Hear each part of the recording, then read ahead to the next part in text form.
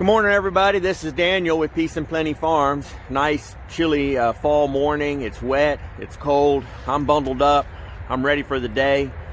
We've got a lot we want to get done. It's supposed to dry out and be 70 after lunch, so we're going to really enjoy that later on today. But we've got 4 sections of fencing to do that are in the 50 to 100 foot sections. So hopefully we have enough wire with the one last roll.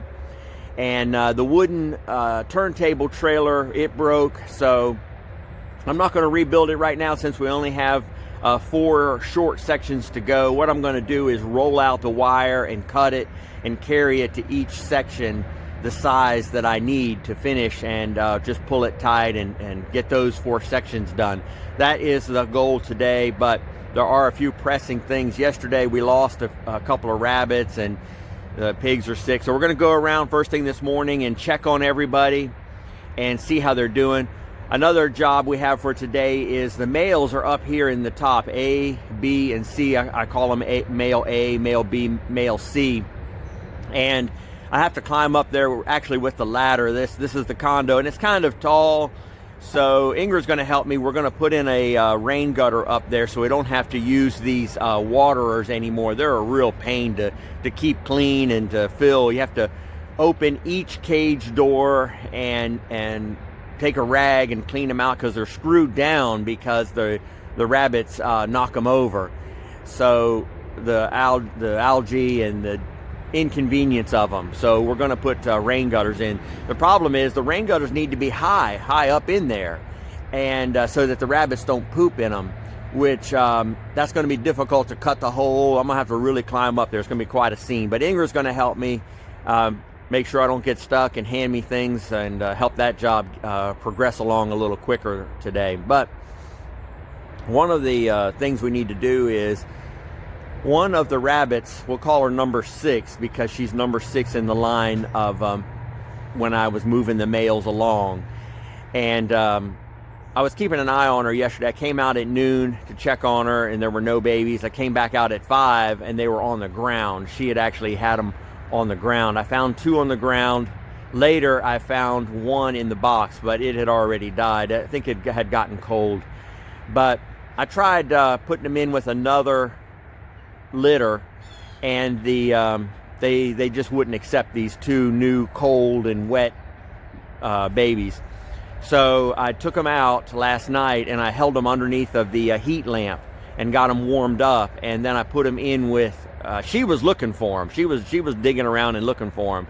So then I put them in with her, number 6, and we're going to check this morning and see if they made it through the night. I kind of doubt it, but it'd be nice if those 2 had made it.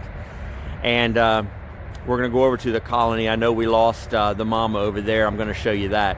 So let's walk along and see what's going on here. We'll go down here and check number 6 first and see if... I put the light on to help keep the birthing box warm last night. Well, she's out and in, jumping in and out. Let's see what we've got. Is she gonna let me look at them? Are they still in there? Is she sitting on them? What is going on? They didn't make it. I see them down there. She really wanted it to work out, but it just didn't work out. So I've got a little bit of cleanup there. This is one of the older females, does that I had left over. Now, when I did this 2 or 3 years ago, well, I started years ago, 7 or 8 years ago.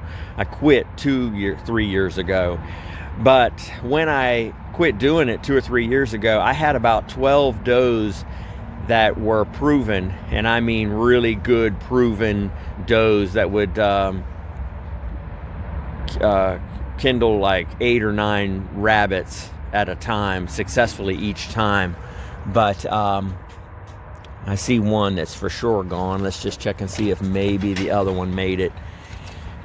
And it's really hard to get proven rabbits up to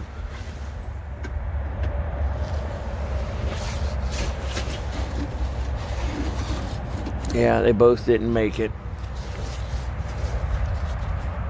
Too bad. I didn't think they would, but wanted to check on that. Now this one she was supposed to have had a litter by now, but she hasn't shown any signs of that. This one here was supposed to have by now. She should have by now, but no signs there. This one lost hers. She sat on, she had 8 or 9 of them and sat on them. This is a separate male. This is a different male that was in the stockyard. And he was a proven male, so I put him in with her because it just didn't take last time. Now these 3, they're doing really amazingly well, considering that this mama didn't pull any hair out or give them anything to keep warm. They've been pretty much on their own, but they've got a fair amount of hair on them, and they're doing all right. I wonder if I open the door so it won't be so blurry, then you can get a look at them. So there's the good, you saw the bad, and we're gonna head over and check on the pigs. The pigs aren't doing so well either. We've kind of got a sad situation there too. The medicine that was given to me for the pigs, they've used it all up. We've run through that entire, there was enough for 2 rounds, and I gave them the 2 rounds, and they're still coughing. They still have a cough. So I'm actually going to walk over there. I don't normally wake them up. It's funny, the pigs, it seems like they're always sleeping, and the goats, I never see them sleeping. I've never caught the goats asleep, but the pigs, they get their fair, they get plenty of rest. They get their beauty rest, that's for sure.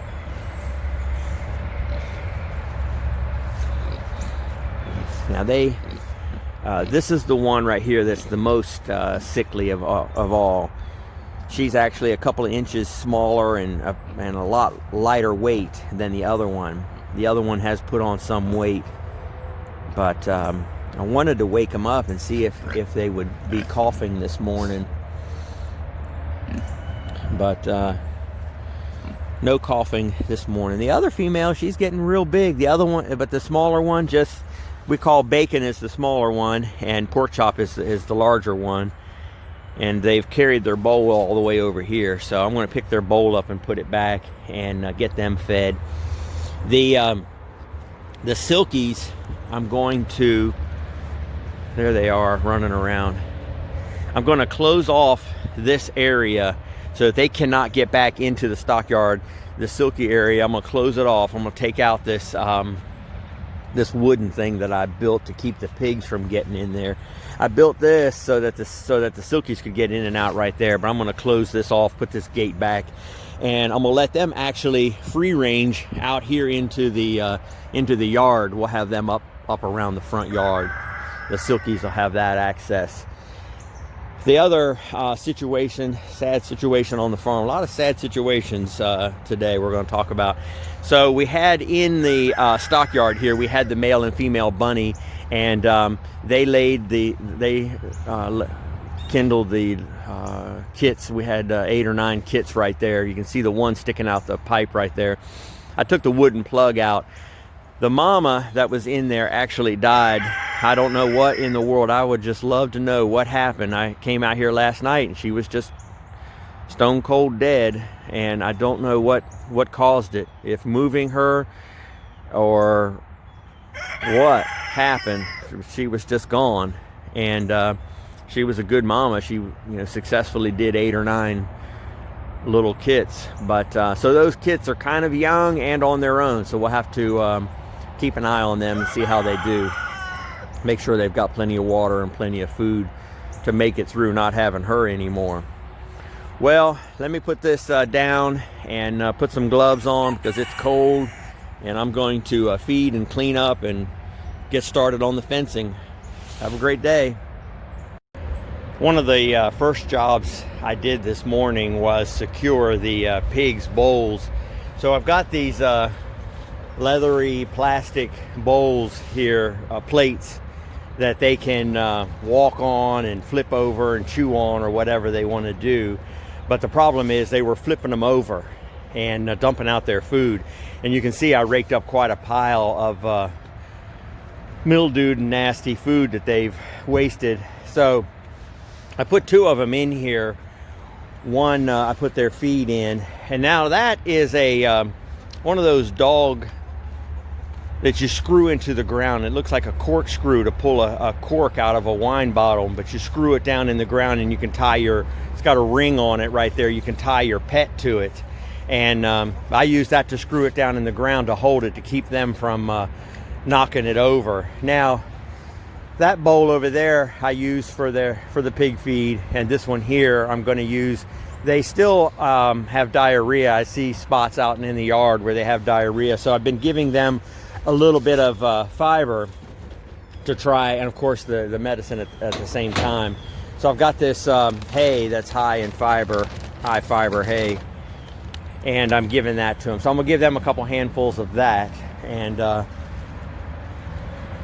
you can see I might have to set these little tiny have a heart traps. I've got 2 of them. I set those in here. I can catch the rabbits. They've gotten out of the dog pen that's in there, which is this dog cage right here, and they're actually into the chicken area over here. So I'm going to catch them and have all of them in this dog cage. Now they've got that white pipe that they can go out into the stockyard, but they're a little bit scared right now, but they'll figure it out. All right, let's get a few other jobs done today and move along. Okay, a quick wrap-up video for today. It's getting dark on me already, but we've got 3 rabbits that are due any day starting today.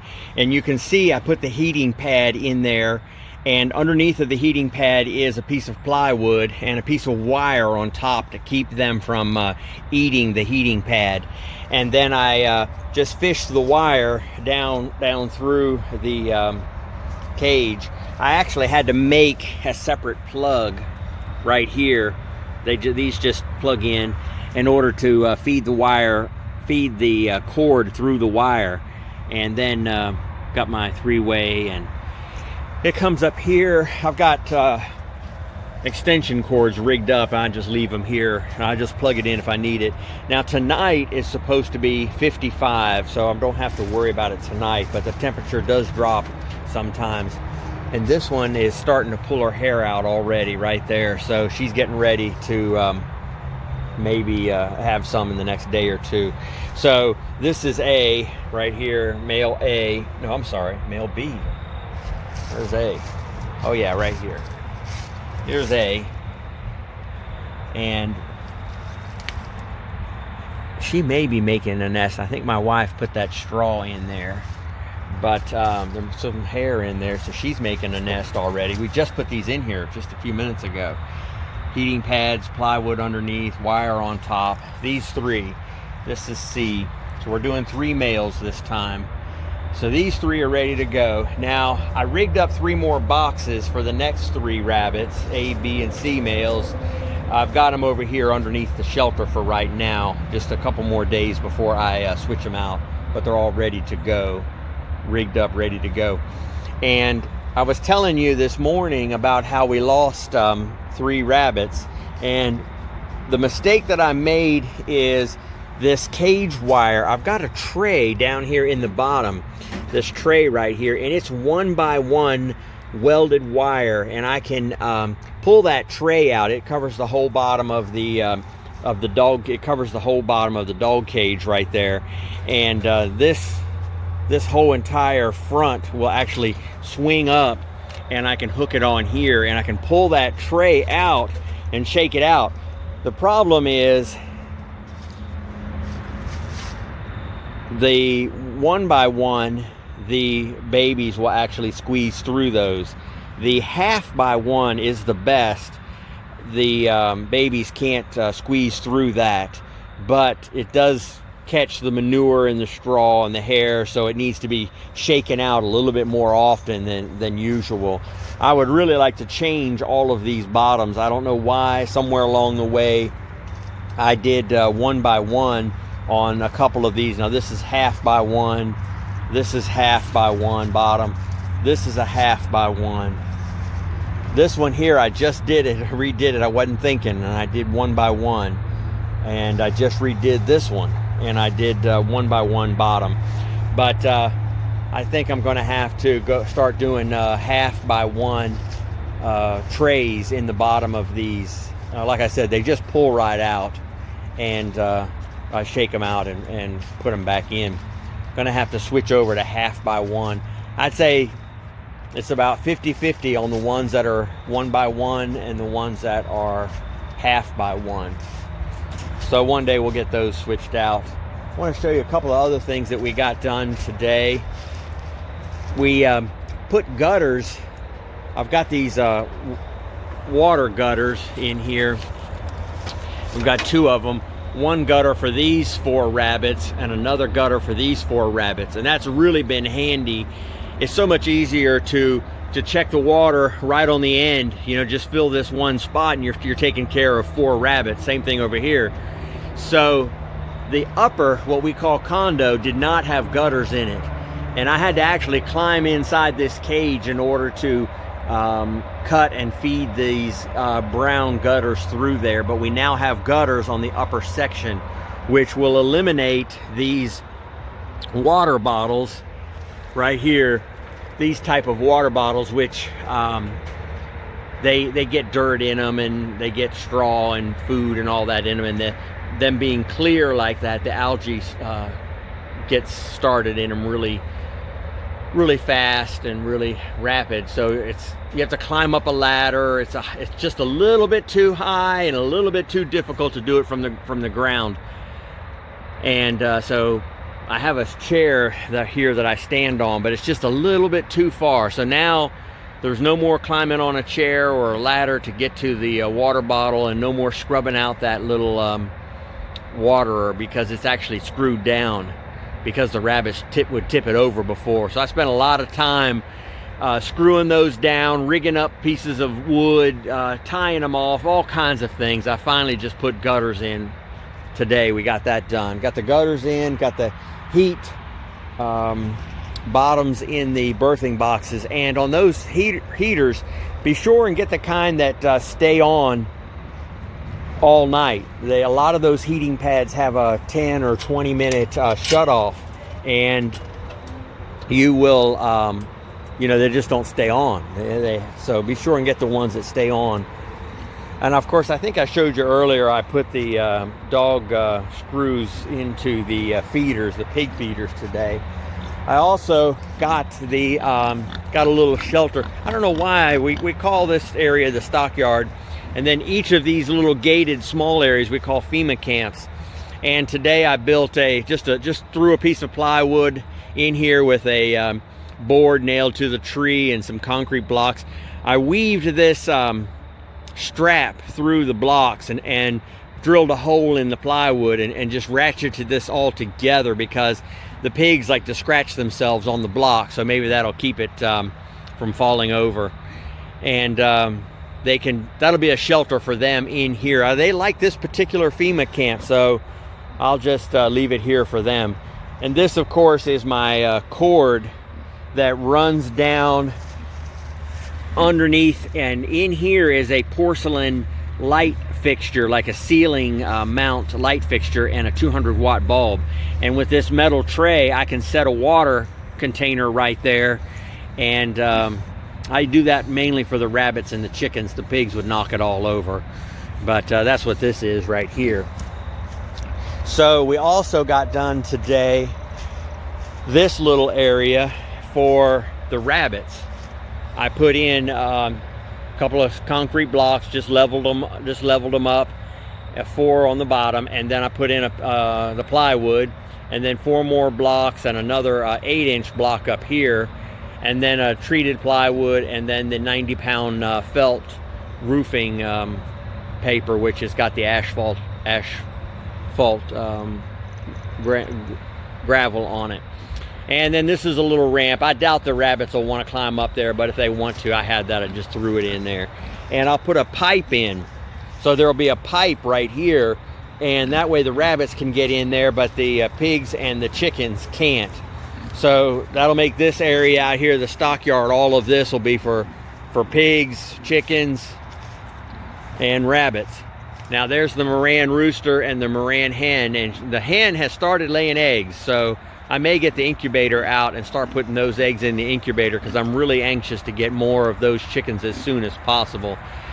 And right now in that dog cage, I've got the rabbits. I pulled their wooden plug out of that pipe that they use as access. They'll sit in that pipe and just look out. Let's see if they're in there right now. It's getting dark on me. But there's their opening for right now. And they can come and go right there. They haven't really ventured out into the yard. They'll sit there and look, but eventually they will. They'll get used, they'll start sneaking out. But, and then of course the chickens area is right there. They can just hop right up onto that, what I call the diving board, and go through that tunnel and right on in. They like that. I moved the pig's little hut up the hill because they had dug a hole in the other when it was lower, turned it into a mud pile. And I put concrete blocks at the bottom of these 2x4s, because you can see the pig likes to scratch on the 2x4s, and they were knocking over the netting that we have up here for the to keep the hawks and the owls and all of that out of the rabbits and the chickens. But their little hut is nice and dry now, so this one's even scratching. Little Bacon over there still not doing very well. I don't know, the medicine has run out, and I don't know if she's going to make it or not. We'll have to see how she does. She still has diarrhea and a little bit of a cough. And the silkies are over here.